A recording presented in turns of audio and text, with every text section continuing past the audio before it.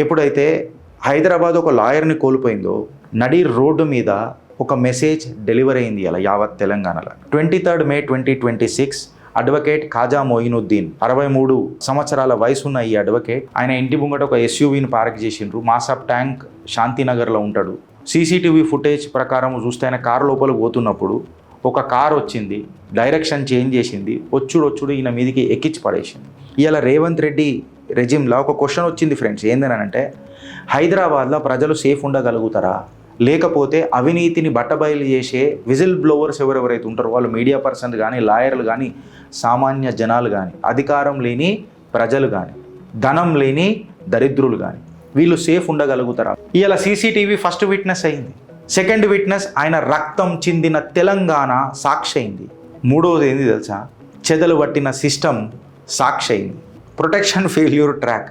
లాయర్కే ఈ పరిస్థితి ఉంటే, జర్నలిస్టులకే ఈ పరిస్థితి ఉంటే సామాన్యుడికి ఏముంటుంది అని చెప్పి మాట్లాడుతున్నాం. ఇలా ఇది Telangana law and order charge షీట్కే ఒక క్వశ్చన్ అయిపోయింది రేవంత్ అన్న. మేము సేఫేనా మీ పరిపాలనలా? ఇంకొక 5 సంవత్సరాలు కూడా నేనే అని అంటున్నారు. దరిద్రమే ఇంత గట్టిగుట్టే మీరు తర్వాత పాలన అంటే దరిద్రం దండయాత్ర చేసినట్టు ఉంటుంది తెలంగాణ మీద. పోలీసులనైతే పాపం మామూలుగా కంట్రోల్ చేస్తలేరు రాజ్యాధికారంగా. కాకిని ఫ్రీ వదిలిపెడితే లా అండ్ ఆర్డర్ ఎందుకు చక్కగా ఉండదబ్బా? Gautam model school, Sun City branch, admissions are open for 2026. No admission fee, free school uniform and also bus transportation available for nursery to 10th class. Hurry up. Address: Sun City branch opposite Kasturba Trust. Limited seats. Contact us now 8121573123 and 8977113123. నిన్న video ఫుటేజ్లు బయటికి వెళ్ళినప్పుడు నిజంగా ఉత్కంఠ, అసలు ఏం జరిగింది ఏనండి. Let us decode the lawyer's death, friends. Purely from the investigative point of view, in a legal lens. మొత్తం చూస్తే ఫస్ట్ ఒక హిట్ అండ్ రన్ కేసులో కనిపించింది. కొట్టేసిండు, వెళ్ళిపోయిన హిట్ అండ్ రన్ కేసు అని అనుకున్నారు. బట్ ఎప్పుడైతే మరణించిన ఆ లాయర్ కుటుంబం వచ్చి కంప్లైంట్ ఇచ్చింది, అలా పిల్లగాడు మాట్లాడిన తర్వాత ఒక కొత్త కోణమే బయటికి వచ్చింది. వక్ఫ్ భూముల జాగ కబ్జాలు, హిట్ అండ్ రన్ ఇన్వెస్టిగేషన్. దీన్ని ఎక్కడ కంక్లూడ్ చేస్తారో మీరందరూ ఒకసారి దయచేసి ఆలోచించురు ఫ్రెండ్స్ దీని మీద. ఎప్పుడైతే లాయర్ని టార్గెట్ చేసిండ్రో, ఎప్పుడైతే హైదరాబాద్ ఒక లాయర్ని కోల్పోయిందో నడి రోడ్డు మీద ఒక మెసేజ్ డెలివరీ అయింది అలా యావత్ తెలంగాణలో. ఏందనంటే ఎవరెవరైతే ల్యాండ్ మాఫియాలతో కొట్లాడతారో, వక్ఫ్ కబ్జా చేసిన వాళ్ళ మీద కొట్లాడతారో, అధికారం ఉన్నోడు, ధనం ఉన్నోడు, పవర్ఫుల్ ఉన్నోడు వాడు మనని సేఫ్ గుంచడు. ఇవాళ నువ్వు మాట్లాడినా, నేను మాట్లాడినా, ఎవడు మాట్లాడినా కబ్జాదారుదే పై చెయ్యి అని అన్నప్పుడు, పైసలు ఉన్నోడిదే పై చెయ్యి అన్నప్పుడు, అధికారం ఉన్నోడిదే పై చెయ్యి అన్నప్పుడు సామాన్యుడు బతకాల్సిన అవసరం ఉందా, మాకు ఆస్కారం ఉందా అని అనే ప్రశ్న మీ మనసులలో వస్తలేదా అని చెప్పి నేను అడుగుతున్నా. 23 మే 2026 అడ్వకేట్ ఖాజా మొయినుద్దీన్ 63 సంవత్సరాల వయసున్న ఈ అడ్వకేట్ ఆయన ఇంటి ముంగట ఒక ఎస్యూవీని పార్క్ చేసిండ్రు. మాసాబ్ ట్యాంక్ శాంతినగర్లో ఉంటాడు. సీసీటీవీ ఫుటేజ్ ప్రకారం చూస్తే ఆయన కారు లోపలికి పోతున్నప్పుడు ఒక కార్ వచ్చింది, డైరెక్షన్ చేంజ్ చేసింది, వచ్చుడు ఈయన మీదికి ఎక్కించి పడేసింది. హాస్పిటల్ తీసుకుపోయినరు, తీవ్ర గాయాలు జరిగినాయి. తర్వాత ఖాజా మొయినుద్దీన్ ఇక ఈ లోకంలో లేడు. పోలీస్ ఇనిషియల్గా దీన్ని ఒక హిట్ అండ్ రన్ కేసు అని అనుకున్నది. బట్ ఎప్పుడైతే సీసీటీవీ ఫుటేజ్ చూసినామో, ఫ్యామిలీ కంప్లైంట్ గట్టిగా చూసినామో, ఖచ్చితంగా ఇది ఒక హిట్ అండ్ రన్ కేసు కాదు, it is beyond that and it is a brutal murder అని చెప్పి ఒక ఎక్స్ప్లోజివ్ యాంగిల్ బయటకు వచ్చింది. మోస్ట్ ఎక్స్ప్లోజివ్ యాంగిల్ ఏందనంటే మన ఖాజా మోజీవుద్దీన్ ఏదో అక్కడ నడుస్తున్న ఒక పెడెస్ట్రియన్ కాదు, రోడ్డు మీద నడుస్తున్న పెడెస్ట్రియన్ కాదు. He was a senior lawyer who was actually involved in exposing the Waqf land encroachments. ఇలా మీకు ఒకటి అర్థమైందా ఫ్రెండ్స్? సింపుల్గా చెప్తున్నా. దేవాదాయ శాఖ భూముల మీద రాష్ట్రీయ వానర సేన కొట్లాడుతున్నప్పుడు కూడా వాళ్ళ మీద కేసులు పెట్టిన ఏ సంస్థలో చూడాలి. దరిద్రం దండయాత్ర చేసుడు ఏంది తెలుసా? మనోళ్ళే పెట్టిరు రాష్ట్రీయ వానర సేన మీద.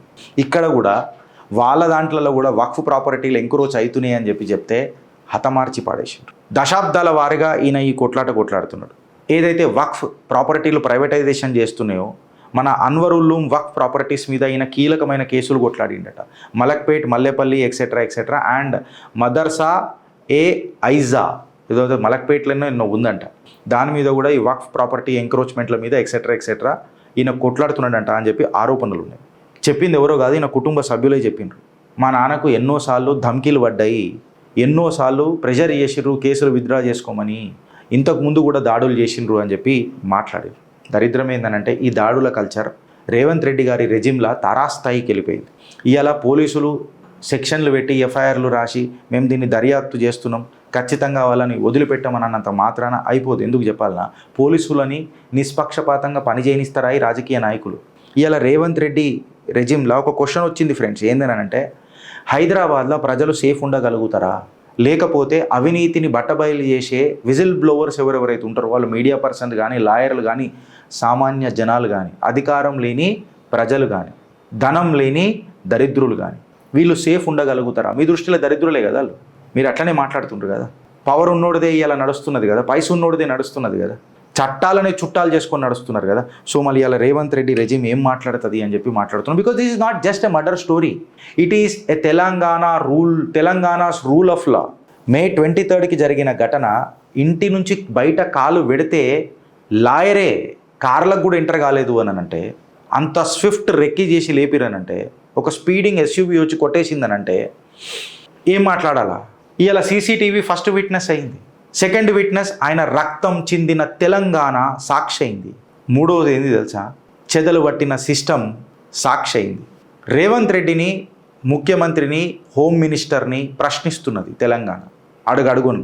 ఏందనంటే అవినీతి పట్ల, అవినీతికి విరుద్ధంగా కొట్లాడితే మరణమేనా, అదే శాసనమా, దాడే తీర్పా అనే ప్రశ్నకు ఇలా గౌరవనీయ ముఖ్యమంత్రి ఏం సమాధానం చెప్తాడు అని అంటున్నాడు. ఇవాళ తెలంగాణకు home minister or Revanth Reddy సర్కార్ కొన్ని ప్రశ్నలకు సమాధానం చెప్పాలి. అలా కొడుకు చెప్పిన ప్రకారము ఇంతకు ముందు ఏమన్నా ప్రీవియస్ కంప్లైంట్లు ఉండేనా, వాటిని ఎందుకు ఇగ్నోర్ చేసిండ్రు? ఈ థ్రెట్లను, ఈ దాడులను ఎప్పుడైనా మీరు అసెస్ చేసే ప్రయత్నం చేసిండ్రా? అగర్ అసెస్ చేస్తే ఆయనకు ప్రొటెక్షన్ ఎందుకు ఇవ్వలే? వక్ఫ్ డిస్ప్యూట్లు, ఆ కాడికి వస్తే మా దేవాలయాల యొక్క కబ్జాలు, ఇవన్నీ ఎప్పుడైనా మ్యాప్ చేసిండ్రా? మ్యాప్ చేస్తే మీ అడ్డమైన సర్కార్ ఏం యాక్షన్ తీసుకున్నది అనేది ఒకటి క్వశ్చన్. ఇవాళ ఏ రాజకీయ పార్టీ ఆర్ ఏ అధికార పార్టీ ఆర్ ఏ నాయకుడు ఎవరిని షీల్డ్ చేసే ప్రయత్నం చేస్తున్నాడు? భూ రికార్డులు అన్నీ ఫ్రీజర్లో పెట్టేసిండ్రా లేదా కాల్చేసిండ్రా? కాళేశ్వరం ఫైల్స్ కూడా మొత్తం దగ్నమైపోయినాయంట. హార్డ్ డిస్కులు, గిడ్ డిస్కులు అన్నీ పేపర్లలో వచ్చిన కథనాలు చెప్తున్నా.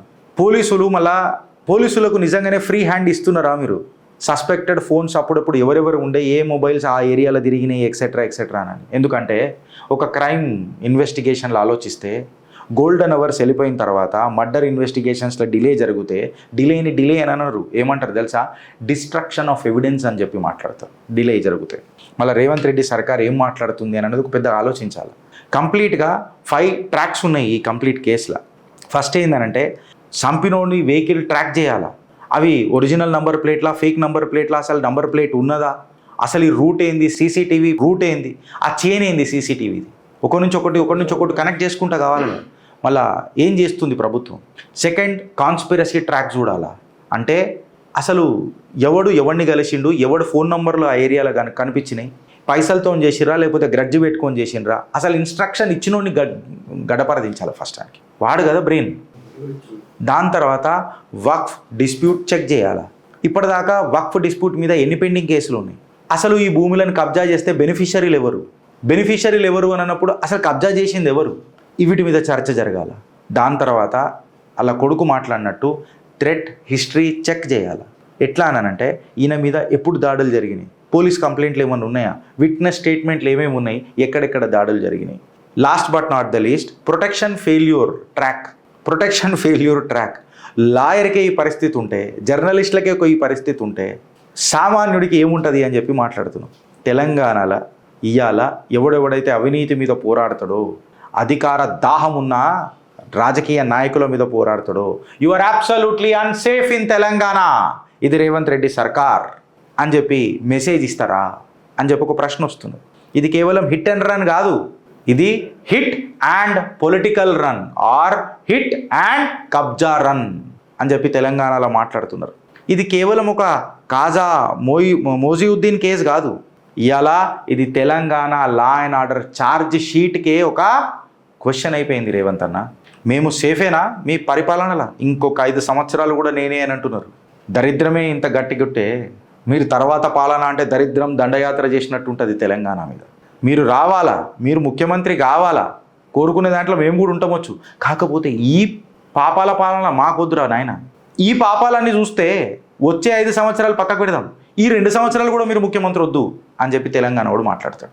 దీని మీద మీ అభిప్రాయం ఏందో జర చెప్పురి ఫ్రెండ్స్. జర నచ్చితే ఒకరికి నలుగురికి షేర్ చేయండి and please like, share and comment if you feel that it is really pathetic. The law and order is moving in to pathetic levels. పోలీసులను అయితే పాపం మామూలుగా కంట్రోల్ చేస్తలేరు రాజ్యాధికారంగా. కాకిని ఫ్రీ వదిలిపెడితే లా అండ్ ఆర్డర్ ఎందుకు చక్కగా ఉండదబ్బా? భారత్ మాతాకి జై.